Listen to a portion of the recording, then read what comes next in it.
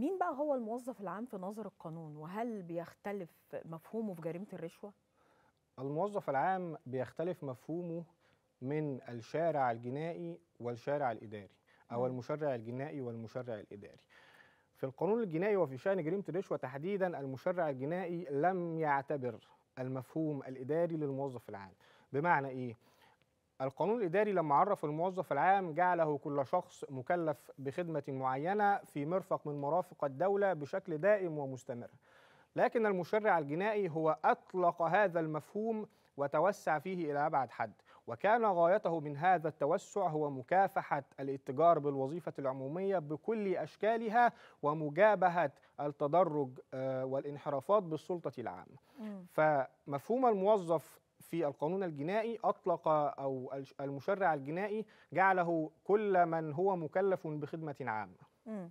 أي حد بيعمل خدمة عامة هو هنا موظف عمومي من هذه الزاوية. أي شخص مم. يؤدي أو مكلف بخدمة عامة فهو لربما يسأل في جريمة الرشوة، وهو في نظر القانون الجنائي أو المشرع الجنائي هو يتمتع بالصفة العمومية. تمام. لكن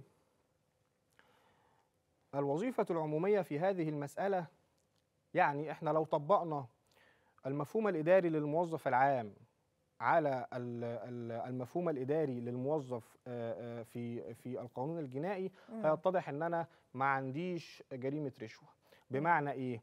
المكلفين بأداء خدمة عامة أو المكلفين بالخدمة العامة في القانون الجنائي هم كثر، ولا ينطبق عليهم المفهوم الإداري الوارد بنصوص القانون الإداري. مم. يعني أنا عندي أمثلة: المجند الذي يؤدي الخدمة العسكرية في الجيش ده مكلف بخدمة عامة.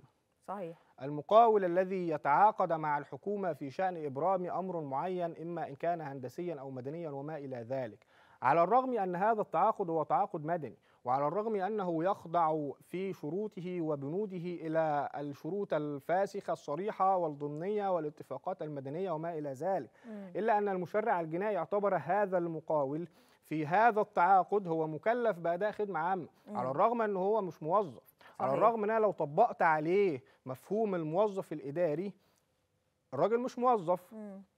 ده صاحب عمل حر او صاحب مهنه حره. طيب زي ايه تاني؟ المترجم الذي يعهد اليه بترجمه امر معين من شخص اتهم في قضيه من القضايا المعينه، وجات الناس كده قالت له انت مالكش دعوه باللي الراجل هيقوله جوه، احنا عايزينك لما تتسال تقول لنا كذا وكذا وكذا وكذا. فاذا فعل الاخير هذا فانه بذلك مكلف بخدمه عامه، ولربما يسال في جريمه الرشوه. اذا اود ان اوضح هذه الجزئيه في شان الدفاع الحاضر مع المتهم. الدفاع الحاضر مع المتهمين في هذه المسألة.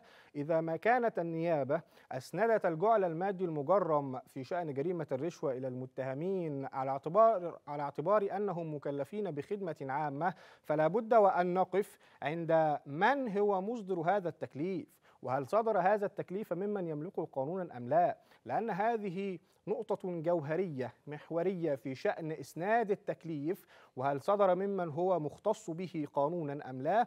والنقطة دي أحيانا كتير جدا بتبقى سبب من أسباب البراءة في جرائم الرشوة. صحيح. آه ثغرة تعتبر، أو ثغرة. يعني يقدر يخرج منها، فلازم يكون فاهم كل هذه التفاصيل الدقيقة جدا. هو في شأن التدرج في الانحرافات بالسلطة العمومية والتدرج الخاص بالسلطة العمومية، زي ما بنقول ان هو المرتشي لابد وان يكون موظفا عام، وزي ما بنقول المرتشي لابد وان تتواجد لديه النية، وزي ما بنقول ان المرتشي لابد او ان المكلف بخدمة عامة لابد وان يصدر هذا التكليف من هم مختصين قانونا. فهذا هو النطاق القانوني وفقا لسير الاجراءات الطبيعية والمعتادة. تمام.